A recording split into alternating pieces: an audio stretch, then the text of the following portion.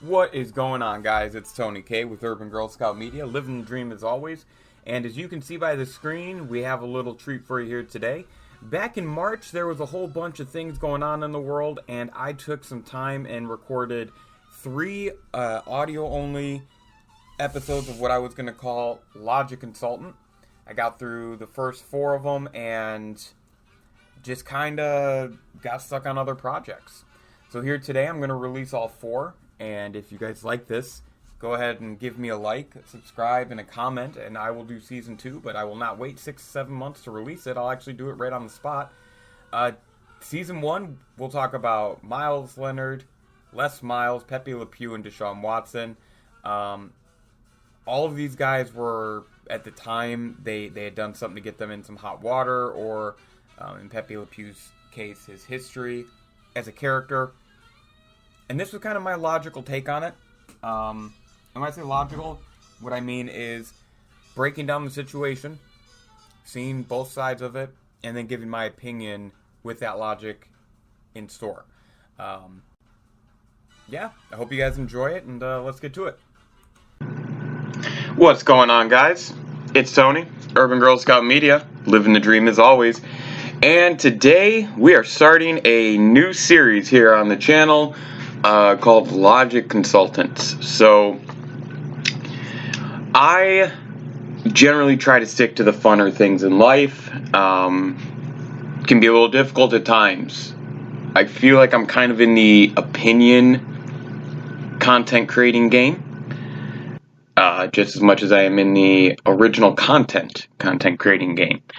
And sometimes you'll see things that happen in the world that are a little bit more serious, and it's kind of hard to approach them because I think the way that I go about it is going to be a little different than what some people do. I try to be very logical and biased about it as much as possible. It's not a perfected art, but it's something I take a lot of pride in trying to work towards. So that's what this is going to be. It's going to be a little bit more serious. It's going to be Logic Consultants, and this first episode today is going to be about something that happened very, very recently. The Myers-Leonard racial slur scandal. So today is Sunday, March the 14th. I'm recording this first one, and if you have not heard what's happened over the past 7 days, let me give you a little bit of a rundown. Myers-Leonard is a center for the Miami Heat.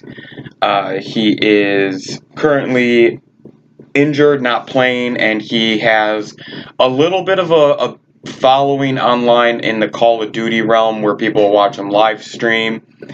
About 5 or 6 days ago, he was on a live stream playing, and he used a Jewish anti-Semitic slur.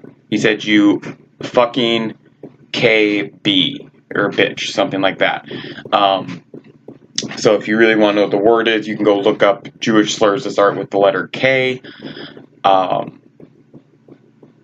And it caused a lot of, well, let's just call it what it is. It caused a lot of backlash and outcry, and there's a lot of responses from both sides of the opinion pendulum on this one. So I heard some really interesting replies that got me thinking, and that's where I'm at today. So I'm going to try and do my best to credit as many of these sources as possible. And, you know, if you agree, if you don't agree, that's fine. Again, looking at things logically, it's not meant to be easy. It's meant to help you get a fair opinion. That's the approach I'm going for here. So, a couple of things I want to point out. First off, Myers-Leonard is white. We know, and I'm sure there's someone that's rolling their eyes, we know that anytime a racial slur is used, the race of the offended and the race of the person who uses a slur does matter. Second is that Myers-Leonard has a contract that is no secret. It's going to be used as part of a trade package the Miami Heat will use to try and make their team a little bit better here within the next week or so. It was very much believed he was going to be part of that trade package to acquire another player and to help the Miami Heat have a chance at winning an NBA championship this year, or at least, you know, getting back to the finals. Now we're here just about 5 or 6 days later, and Myers Leonard's punishment, the last thing I want to point out, from the NBA was basically a week-long ban and $50,000, if I'm not mistaken. Not the most heavy of fines for a guy who wasn't playing and gets paid millions of dollars to play a basketball game as well as play video games. So $50,000 I don't think is going to change his life too much. Myers Leonard did come out and, he said, hey, I'm sorry, I was wrong. He went as far as to say that he didn't know what the word meant. He does have a Jewish owner in Mickey Arison, if I'm not mistaken, who is also a very prominent member of the Jewish community. So there's some layers here. Now, Mickey Arison, owner of the Miami Heat, has not come out and publicly addressed this. Neither has Pat Riley, the team president.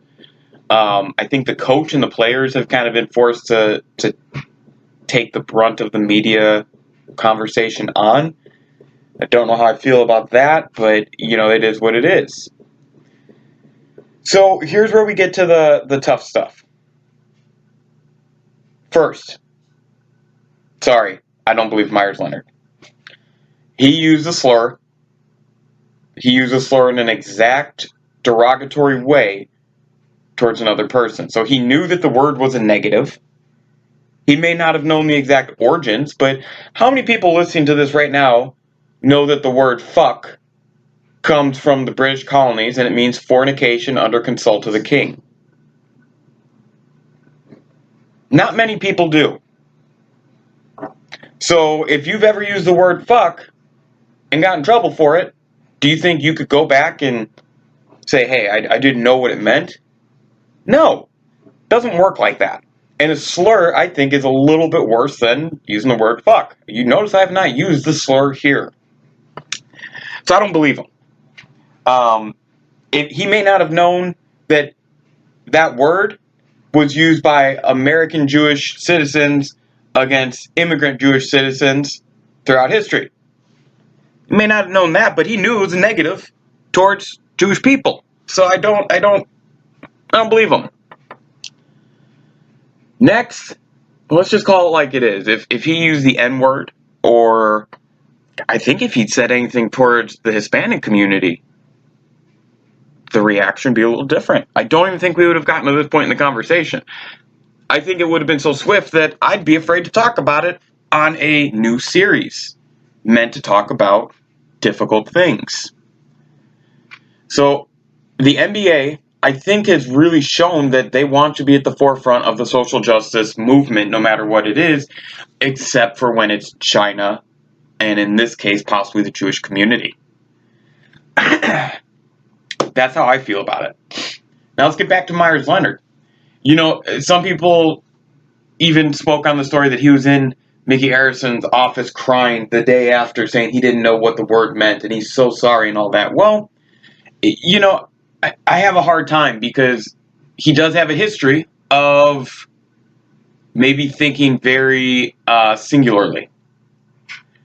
By that I mean he refused to kneel for the anthem because he said that his brother was in the Marines while his entire team kneeled around him, knowing that it was a act brought up by a Marine to Colin Kaepernick years ago on what Colin could do to draw attention to police injustices and brutality against the African American community.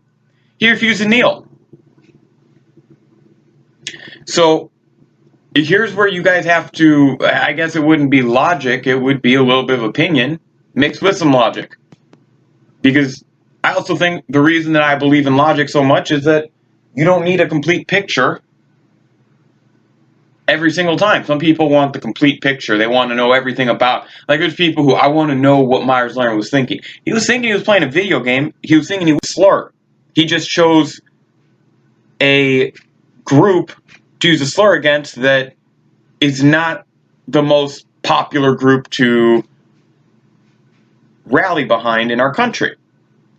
And the country's seeing an increase in Semitism, anti-Semitism, anti-Semitic actions. We're seeing it. So, time to draw some connection here.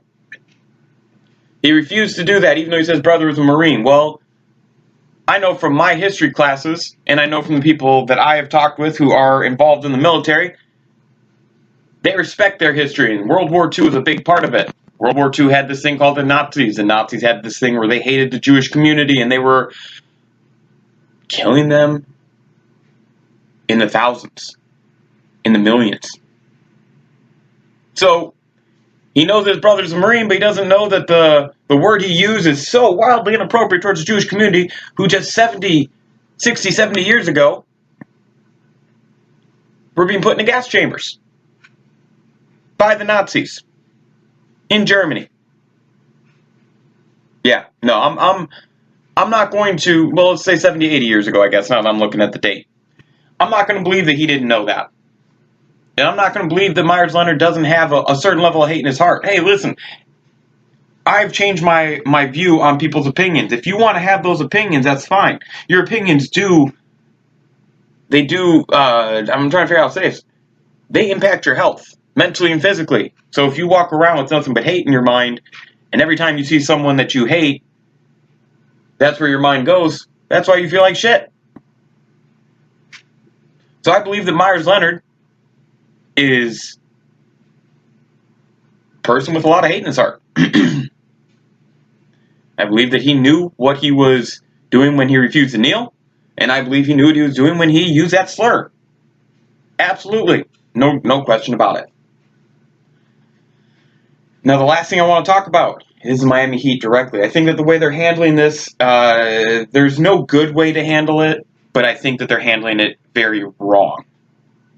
And after listening to David Sampson this week on the local hour of the Dan Le Batard with Stu Gotts show, David Sampson said some things like that. He said, Mickey Arison, where are you at? Why aren't you guys releasing him? Are you saying that his contract value is worth that kind of action? And then he even brought up, if a word against the African American community was used, how would we react?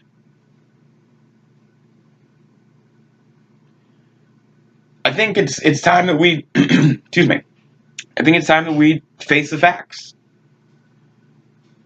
We believe that we've come a long way and that we just have a bit more to go until we've got a good handle on this shit. And I think that it's actually the opposite. I think we've come a short way and we have a long way to go until we have a handle on this shit. The NBA, who wants to be the out front of everything, the woke league, in my opinion, over the past 2.5, 3 years, has had two major flops. The China debacle, and now this. And the NBA is no stranger to tough situations. They've had gambling, they had Donald Sterling, they had to deal with Kobe, they had to deal with the pandemic. So it's not like the NBA isn't aware of how to deal with tough situations. But it does seem like there is a little bit of prioritizing which markets, which profitable countries or groups are being defended. It's my opinion. You can call this Uncle Tony being truthful. You can call this Tony going off the rails. I don't care. I'm going to call it being logical. Because the evidence that we have, making a logical conclusion with it, draws us to the following. One, Myers Leonard knew and will probably continue to do things like this. He likely speaks like this when he thinks no one is recording him. My history and my experience tells me that if someone talks like this in private, or they talk like that in public, they talk like it in the other form as well. Two, the Miami Heat are willing to minimize the issue here if it means getting a good draft pick, or a good trade chip, or a good return on investments from anything they can use Leonard for.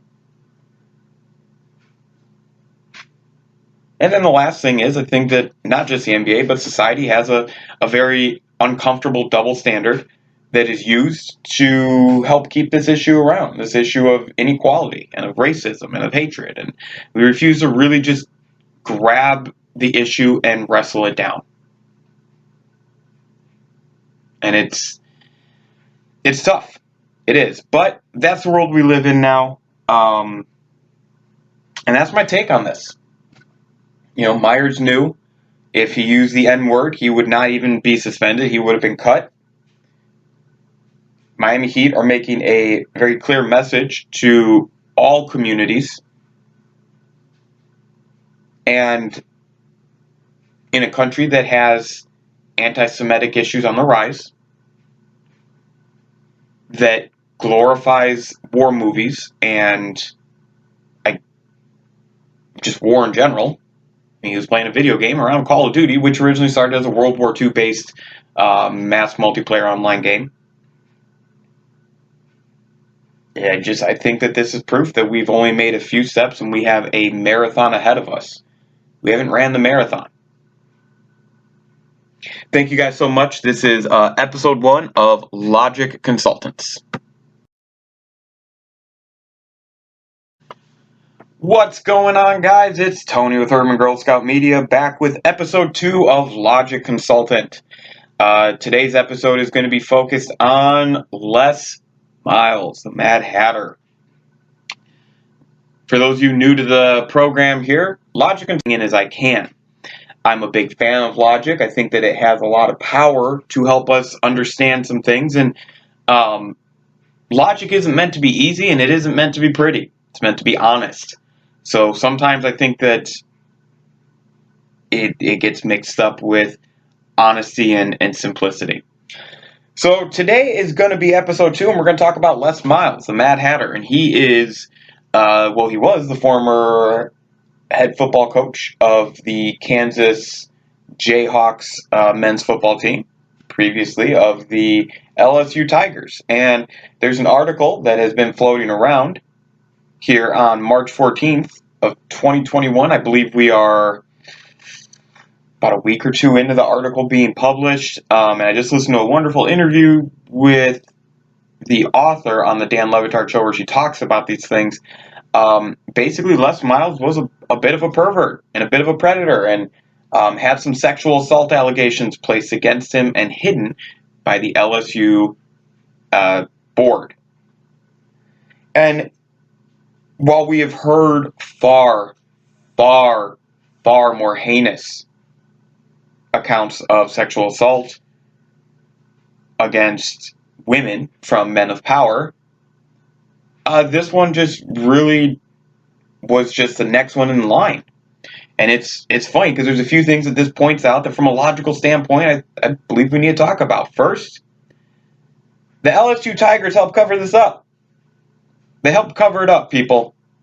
There's reporting that when Kansas called them and asked them about anything related to this, they lied to them. And that they were willing to go to court to protect them. Les Miles was helping lead this team to competitive football seasons, right?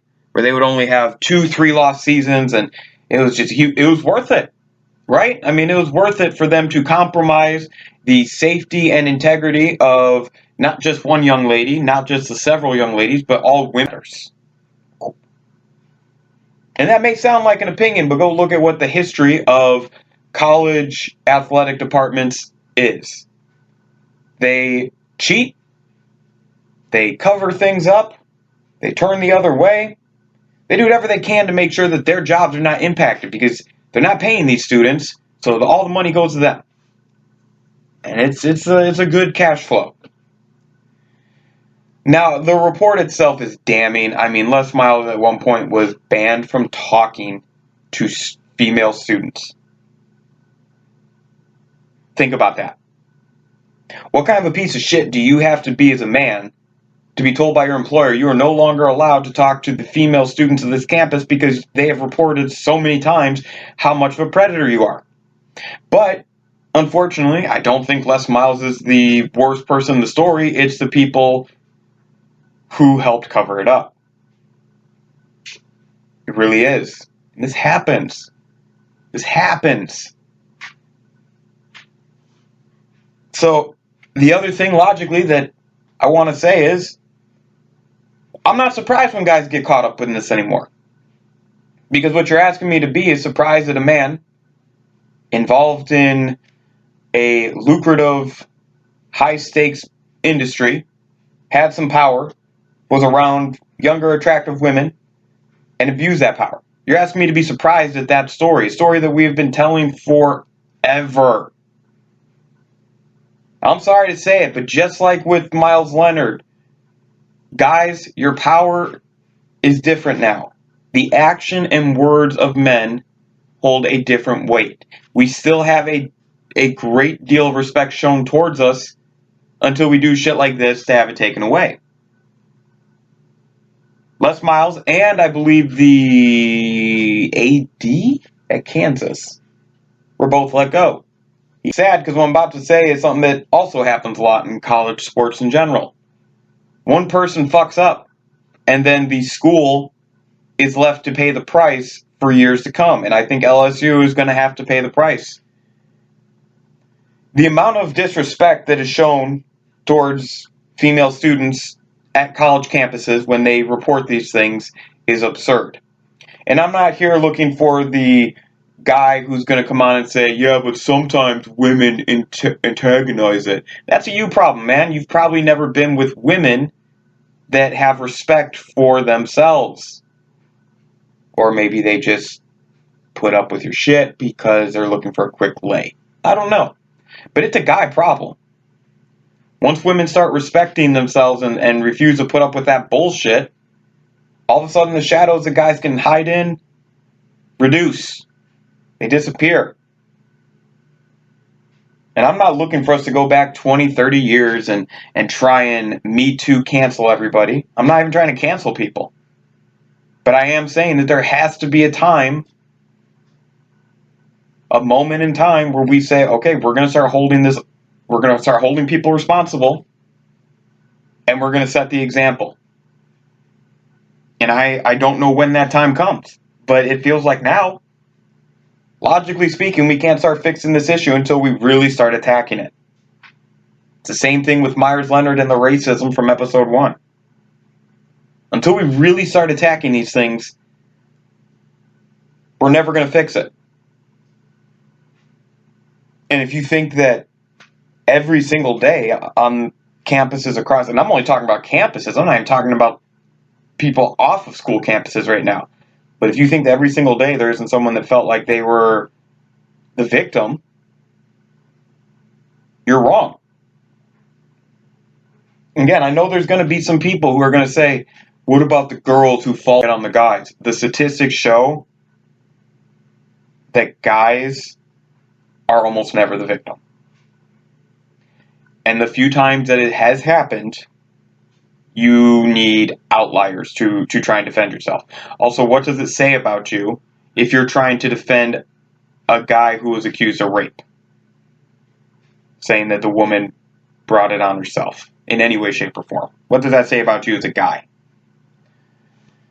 So there you go. I mean, that's the hard truth that I have for you, is that I think we shouldn't be surprised. We really shouldn't. I mean, hell, in my lifetime, I've seen sports, religion, politics, all three impacted by this same played out story. Guys are given power. There's an attractive woman.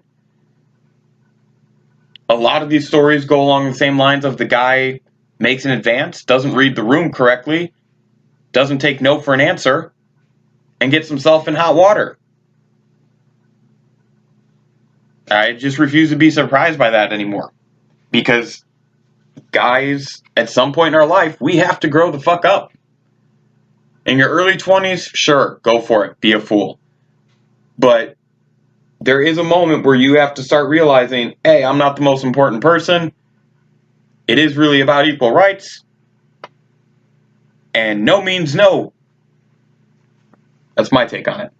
Thank you guys so much. I really appreciate it.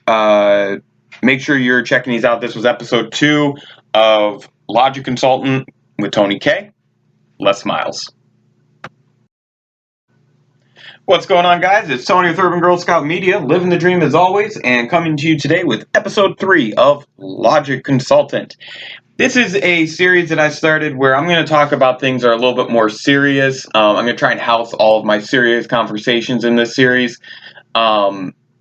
Serious and serious sound the same when you have a little bit of a lisp. Anyways, I'm going to try and put them all here. This is episode 3. It is March 14th, just knocking out the first few because I had some topics I really wanted to cover.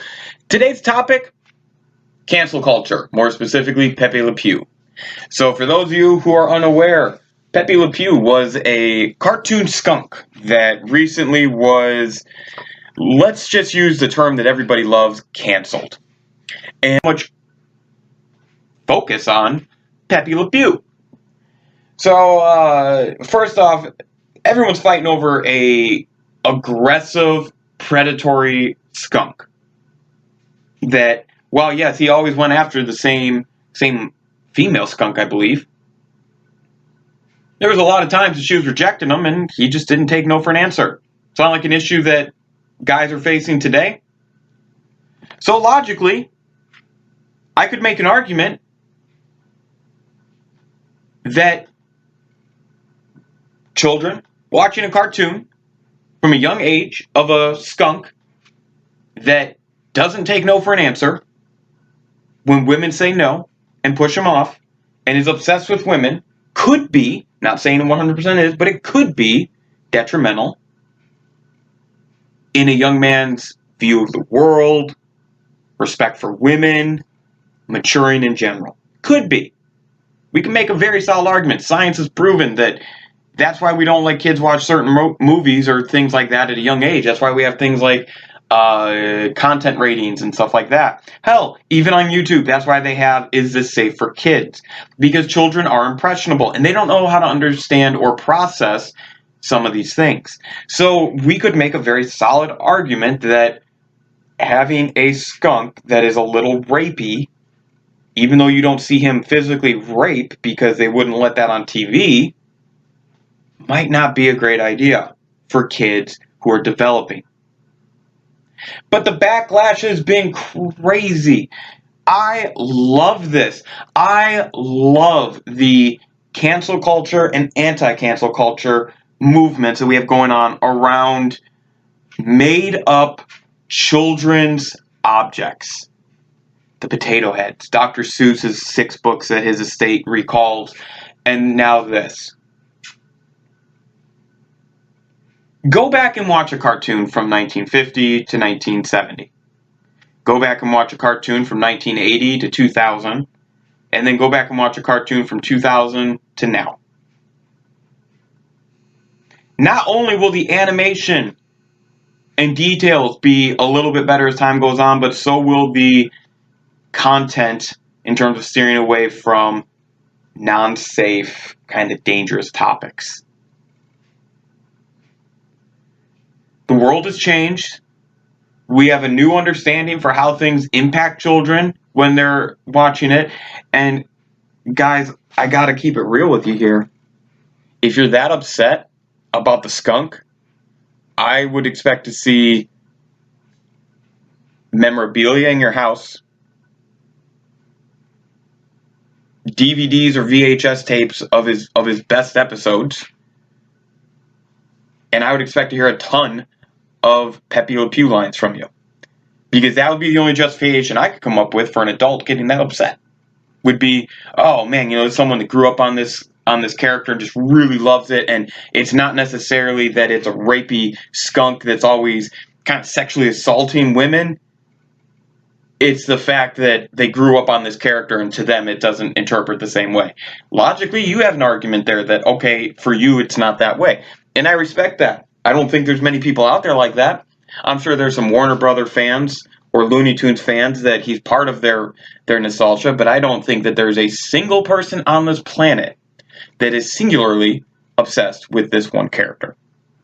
So I think it's time to ask yourself, if you're upset about these things being canceled, why? You still have the ability to find the show You can still find the books. You can still find the old potato heads. It's just that moving forward, the standard has changed. It's funny because people are so scared of this. I mean, let's go back 60 years. We had segregation 60, 70 years ago. Didn't the standard change since then? So are you going to say that you're going to fight back against this the same way people fought back against equal rights? Because logically, that's how you look. Is that you're obsessed with a cartoon skunk that's a little rapey, and you're qualifying this as the same thing as segregation. That it's that big of a deal that you're going to fight that the way people did back in the 50s and 60s. So there you go. Ladies and gentlemen, this is episode 3 of Logic Consultant, talking about cancel culture a little bit, mainly Pepe Le Pew. And tell me what you think. I hope you guys are enjoying these, and we'll see you next time. What's going on, guys? It's Tony with Urban Girl Scout Media, living the dream as always, and coming to you with the next edition of Logic Consultant. This is a series where I take things that are a little bit tougher to digest, a little bit more sensitive in the media stories, and just kind of apply my logical and basically my opinion to it. Today we're going to talk about Deshaun Watson. Now, today is March 22nd. You might hear the wind because I am sitting outside. It is a lovely, lovely day. But let's talk about Deshaun Watson. Because as of this recording, he has 10 women now that have accused him of some form of sexual assault. He is trying to get released by the Texans. The lawyer involved with these women is a close friend of the Texans owner, I believe, and also considered a very sleazy lawyer in the Texas area. So you're caught up. So here's where I'm going to go with this, and I don't anticipate this being a terribly long episode. If this was one person, 2 people, even, I would be a little bit more inclined to slow down. But 10 different women have now come out and accused Deshaun Watson of something inappropriate. I know that there's going to be some guys who will say, well, girls, they lie when they regret having sex with you, or they do this, they do that. That's your opinion, man. This is my opinion. I can give Deshaun Watson the benefit of the doubt on 1 or 2 girls. Okay? I can give him the benefit of the doubt. I'm fine with that. I'm fine to say, okay, let's wait until we get the full truth before I really cast any kind of judgment. But when you get into double digits, you make it next to impossible for me to say, I'm going to wait and see how this plays out before I cast any judgment. Nobody's perfect. Everyone's got skeletons. Everyone's got demons. This guy's painted a very good picture in the media. And look, in a perfect world, the women and Deshaun settle on this was a huge misunderstanding and let's just move away from this story, and both sides come out looking better, right? That's the perfect world we live in reality. The reality is he likely did this. At this point, you have a very hard time convincing me that 10 women, now the timing's terrible, I will admit that. The timing is terrible. And if you want to, you can say, well, what if the Texans are fanning these flames? What if, I've seen some people say, well, if Deshaun Watson's trying to do this to get the Texans to release him. I don't want to go that route. Not without real proof. What I want to go with is the evidence we do have and not try to create extra dots to be connected. So those dots are 10 women, star quarterback athlete, trying to get out of an organization. The lawyer is a friend of the owner of the organization. I got to go with the fact that he probably did this. I'm not saying he did all 10 counts, but history tells us he's involved in something here. You hear the term where there's smoke, there's fire. I think for Deshaun Watson, this is a big issue, and this is a fire that he's not going to be able to get away from. You're talking about 10 women it's really hard to take those numbers and say, no, there's no way that's true. I mean, that's a really hard sale, for me at least. And some people may be okay with it. I'm just not. That's not my MO. I don't necessarily think that there's a lot of room to argue when you have 10 women. Now, I will admit, there's a lot of stories circulating online. I've seen posts that say, there's screenshots of text messages, and there's this and there's that, and, we just need some truth. The truth will set you free, and this is one of those times where we need it. More than ever, we need it. So I hope we get it. I hope that we get the truth so that we can cast a fair judgment. The timing is very suspicious. The people involved are a little suspect. But the story itself, we've seen too many guys take advantage of their position of power. And I just think that it would be really hard to get 10 women to really do this. I mean, it's possible. It's possible that this is all just a sham. But, until we get some real evidence, I'm just not comfortable going down that path. So there you go. That's my take. Thank you for listening to Logic Consultant, and we'll see you next time.